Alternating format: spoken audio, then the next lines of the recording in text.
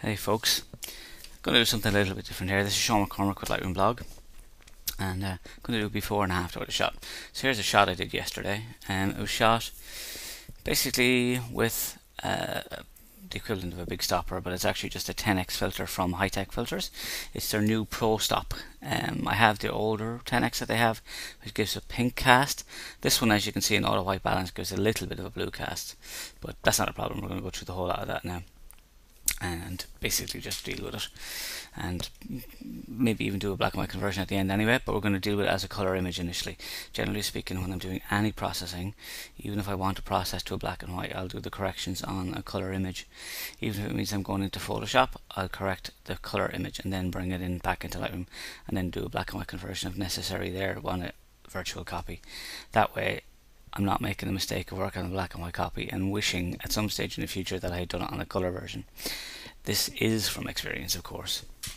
Okay, so the very first thing we're going to do is we're going to go for white balance. Now there's no grey card in this situation, but we've concrete steps here and the rocks themselves are generally pretty grey, so I'm just going to select what I think is a neutral target, which is there somewhere in the rocks.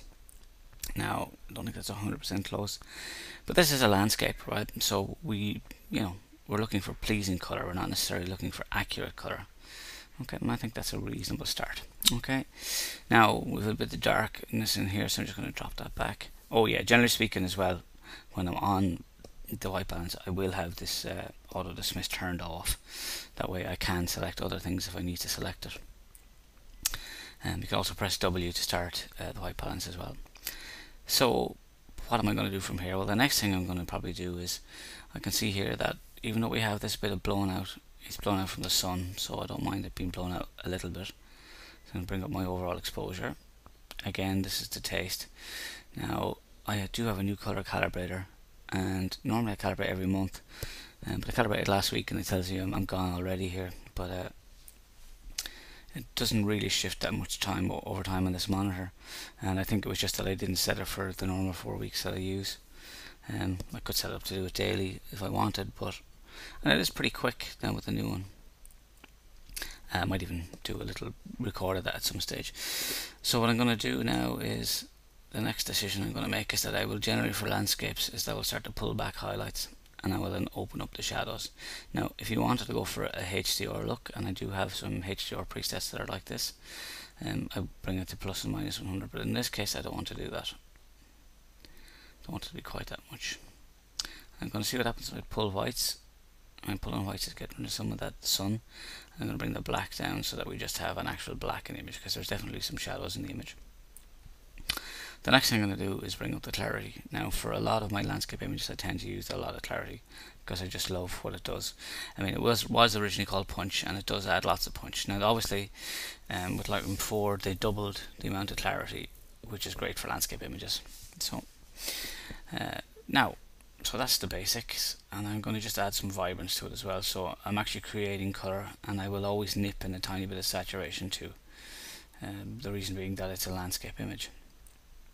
So now I'm looking and I'm seeing that I have a little spot here, so I'm going to go into spot removal, and I'm going to turn on visualize spots for a second. And the image is very, very busy, so it's not really giving me enough, right? But if I pull it back a bit here, my spot is still pretty obvious there, but because of the fact that that spot is really obvious there, it means as I'm looking around the image, I'm reasonably confident that there are no more spots. That may be a spot there, but it doesn't seem to have that kind of little kind of hollow shape that the spot had for the edge, so I think it's okay. So I'll turn off visualize spots. Now I am going to come in here as well. I'm going to cheat a little bit, because just see if I can get rid of that. I'm going to click once. I'm not going to do a drag. Okay, so I don't like where that's coming from, so I'm going to press H. I wonder why I picked so far away. Maybe try somewhere else in the cloud here. Now with this, sometimes I might need to pull the feather back, which is a new thing in 5.2. Okay, so it's actually better really feathered. So yeah, that's way better. And then I can do the same here to just this section. The reason why I'm not drawing and hide, just to make sure it seems to fit in reasonably okay. The reason why I'm not doing a drag is because if I make one really big one, what's going to happen is that I'm I'm going to make that one slightly bigger, remove that one actually over here. What's going to happen is that it just needs to find somewhere that big to be able to do it, to copy from, and I don't think that's there. I'd rather have the choice in this case of moving around. I mean, there is an option to do that, but in this case I don't think I want to do that. So hide this middle one. I'm not happy with this middle one, so I'm just going to delete it, and I'm going to just do it again. Oop.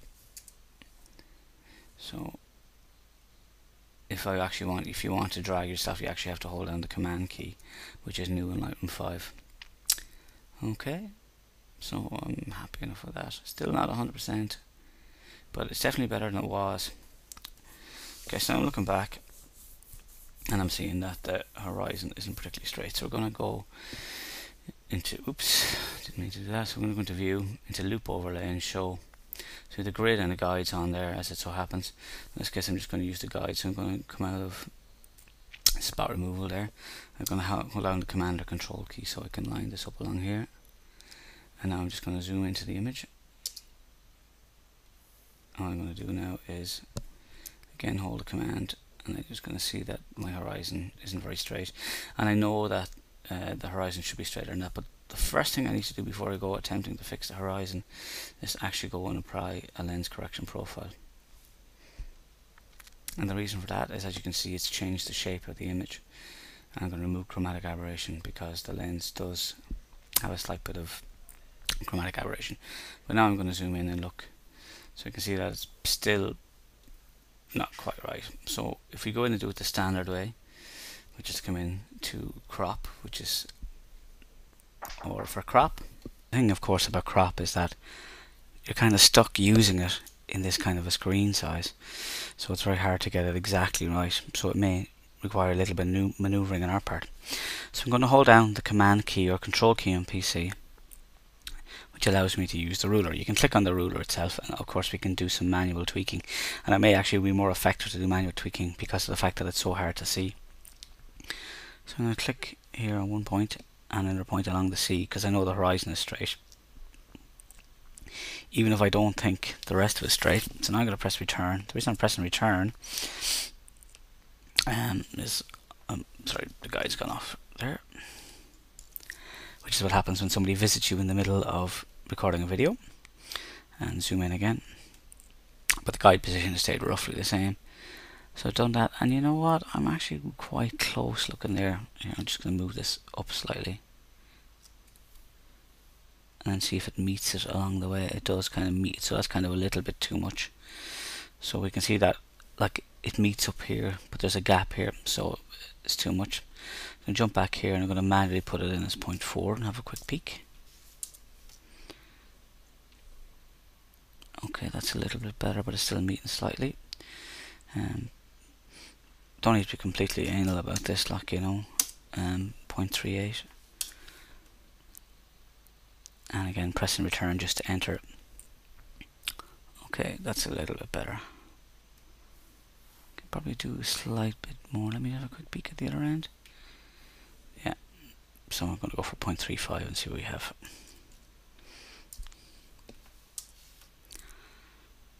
Again, I'm just doing exactly the same thing. Alright, so it's slightly above it there. Okay, that may actually be too much the other way.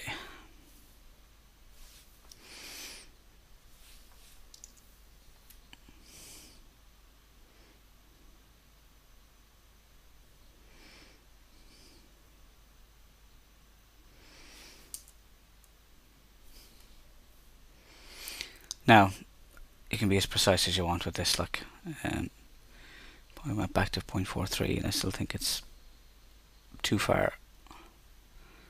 Oh wait, no, we're back to 0.3 everywhere. I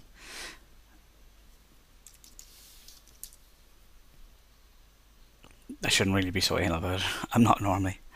It's just because I'm doing the video, as long as it looks really close. I mean, we're talking about like a third of a degree there, so I mean, it's tiny amounts. Okay, there we go. I'm happy enough with that. So I'm going to turn that off, which is Option Command 0 or Alt Control 0. Turn it back off again. I'm just going to put down and bring in a little bit of detail. So generally I will turn up the masking pretty automatically. Just select what I want to be the edges that are going to get sharpened, and I will bump the sharpening from there. And depending on how much detail there is in the image, I will bump detail. But I will also check that I'm not getting too many halos. Okay, so that's grand. Maybe even slightly less masking. And slightly more sharpening. Okay, there we go, I'm happy with that. Now, the last thing I would probably do here is, if I want to do a black and white conversion, happy enough with that as a colour. If we wanted really, you could probably put some HSL in as well. So I'm going to brighten the kind of yellow areas of the image. So I'll bring them up to bring attention to them a little bit more. Okay, that's maybe too much. Now it just looks sickly. Okay, and I might even try and change the hue of that yellow as well. So we go this way, it's more orange. I think that's a little bit more pleasing.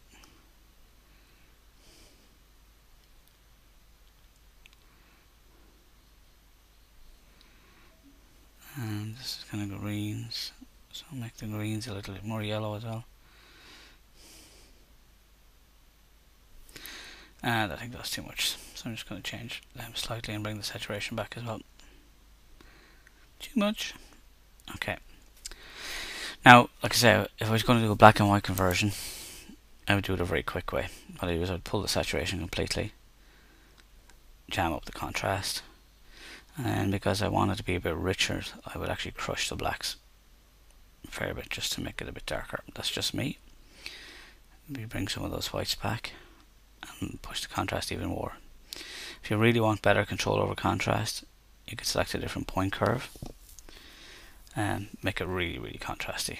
That's probably a little bit much. So I jump back to basic and pull back some from the slider. Yep, happy with that. And then the last thing I'll do is I jump down to effects and add some grain, because I just happen to really like grain in black and white pictures. It's just a personal thing. So there we go. Now I'm just seeing some little things in there that I want to change. So if I hold down the Shift and Command, that allows me to drag a spot. So get rid of that and get rid of that. Two little things I saw that I just didn't like, basically. So, and H, where is it that I select from? So I'm just going to bring that one up here. Dragging the wrong bit. H. I think I actually selected the wrong bit there. I want it to be over there. Okay, and there's a tiny little bit in here I'm seeing. It's amazing how much stuff you see as you start to do this. Okay, so I'm happy with that. So I'm going to press F for full screen. And that's the full screen version of the image. Okay, I'm happy with that. And that would be roughly how I'd process image. I actually do prefer to see these kind of images as black and white images anyway, but I thought I would show you how I would do the color as well when I was doing it.